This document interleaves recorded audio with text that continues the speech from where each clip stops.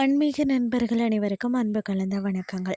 இன்றைக்கி நாங்கள் ஆன்மீகம் சம்மந்தமான பதிவில் பார்த்தீங்கன்னு சொன்னால், கடன் பிரச்சனையை தீர்க்கும் தோரண கணபதி வழிபாடை பற்றி பார்க்கலாம் வாங்க. ஒவ்வொரு மனிதனுடைய வாழ்க்கையிலையுமே தீர்க்க முடியாத பிரச்சனை என்று சில பிரச்சனைகள் இருக்கும். அப்படி பலதரப்பட்ட மனிதர்களிடம் இருக்கக்கூடிய ஒரு பிரச்சனையாகத்தான் கடன் பிரச்சனை இருக்கிறதுன்னு சொல்லலாம்.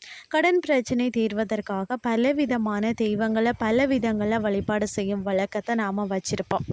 இருந்தாலும் பார்த்தீங்கன்னு சொன்னால், முழுமுதற் கடவுளாக இருக்கக்கூடிய விநாயக பெருமான கடன் பிரச்சனை தீர்வதற்காக மிகவும் எளிமையான முறையில் வீட்டில் வழிபாடு செய்யும் முறை ஒன்று இருக்கிறது.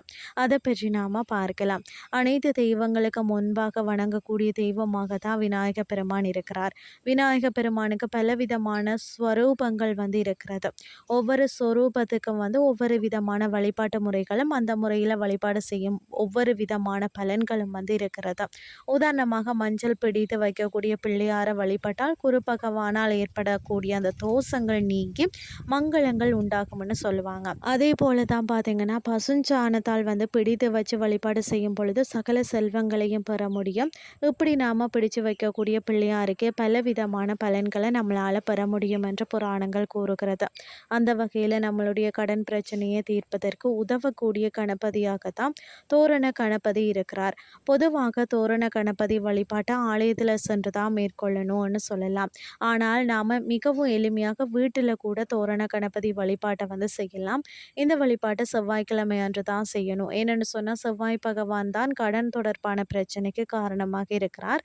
அதனால் நீங்கள் செவ்வாய்க்கிழமை அன்று காலையில் 6 மணியிலிருந்து 7 மணிக்குள்ளே இந்த வழிபாட்டை செய்யலாம். ஒருவேளை அந்த நேரத்தில் வழிபாடு செய்ய முடியலைன்னா, நீங்கள் ராகு காலம் எமகண்ட நேரத்தை விட்டுட்டு நீங்கள் நல்ல நேரத்தை பார்த்து நீங்கள் சுபகோரையை பார்த்து வழிபாடு செய்யலாம். இதற்கு கண்டிப்பான முறையில் தோரண கணபதியின் படம் என்பது வேண்டும். படத்தை வாங்கி வச்சு வீட்டு பூஜை அறையில் வைத்து கொள்ளுங்கள். தோரண கணபதிக்கு முன்பாக அரச இலையின் மேலே ஒரு அகல் விளக்க வச்சுட்டு அதில் சுத்தமான தேங்காய் எண்ணெயை ஊற்றி தீபம் ஏற்றி வச்சு கொள்ளுங்கள்.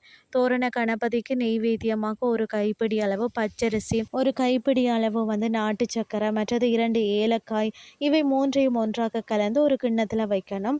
பிறகு விநாயக பெருமானின் 108 போற்றிகளை கூறி அர்ச்சனை செய்யலாம். அல்லது ஓம் கம் கணபதியே நமக இந்த மந்திரத்தை 108 முறை நீங்கள் கூறி அர்ச்சனை செய்யலாம். அல்லது தோரண கணபதியின் மூல மந்திரத்தை கூறியும் நீங்கள் அர்ச்சனை செய்யலாம்.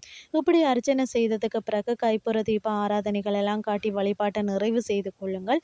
இந்த முறையில் தொடர்ச்சியாக ஒவ்வொரு செவ்வாய்க்கிழமையும் நீங்கள் செய்தீங்கன்னு சொன்னால், விநாயக பெருமானின் அருளால் கடன் தொடர்பான பிரச்சனை முற்றிலும் தீரும் என்ற தகவலையும் கூறிக்கொண்டு இன்றைய ஆன்மீகம் சார்ந்த பதிவை நிறைவு செய்து கொள்கிறேன். இதே மாதிரி மற்றும் ஒரு ஆன்மீகம் சார்ந்த பதிவோடு உங்களை சந்திக்கிறேன். நன்றி.